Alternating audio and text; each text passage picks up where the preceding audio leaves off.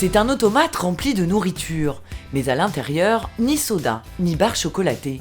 Derrière la vitre, on trouve des œufs, des jus de fruits et des rillettes de volaille. Des produits fermiers issus directement du producteur. Ça c'est bon, ça, le pétillant de framboise. Tout ça c'est des produits de chez nous.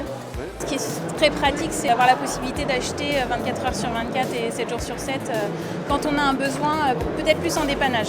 Des produits frais à toute heure de la journée, accessibles sans abonnement, payables avec une carte bleue ou en espèces, le concept séduit de plus en plus les consommateurs. Mais pour les producteurs, c'est surtout un débouché supplémentaire.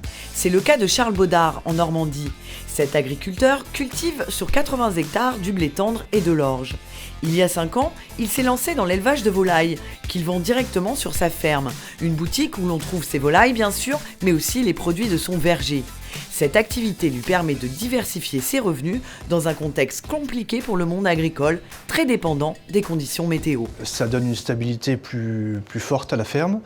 On n'est pas dépendant des cours mondiaux ou d'un aléa climatique. Charles a même été jusqu'à proposer lui aussi un distributeur automatique de ses produits. Dans nos métiers, on a obligation d'évoluer, d'être dans le mouvement. Et cet outil-là vraiment contribue au développement de la ferme. Le métier d'agriculteur a donc changé, à commencer par le niveau de formation qui permet aujourd'hui de se lancer dans de véritables aventures entrepreneuriales. Être agriculteur, c'est disposer très souvent d'une formation relativement élevée. Vous avez aujourd'hui 39% des agriculteurs qui disposent d'une formation de niveau supérieur au baccalauréat. Le métier d'agriculteur est un métier qui se choisit, qui ne se subit pas. Jean-René Meunier, lui, a choisi cette voie. Ses études ne le prédestinaient pas forcément au métier d'agriculteur. Je suis un fils d'agriculteur sur plusieurs générations. Après avoir travaillé à côté de Rennes dans le domaine de la comptabilité, de la formation des agriculteurs, je suis revenu m'installer sur leur exploitation à leur départ.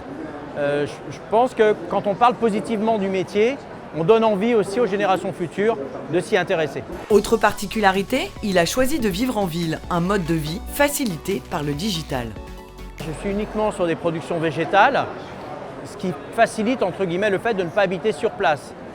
Quelques jours par an, je reste sur place. Quand je suis aux périodes de récolte, je ne fais pas la route tous les jours. Chefs d'entreprise, artisans, commerçants, hyper connectés et parfois même urbains, tel est le nouveau visage des agriculteurs du XXIe siècle.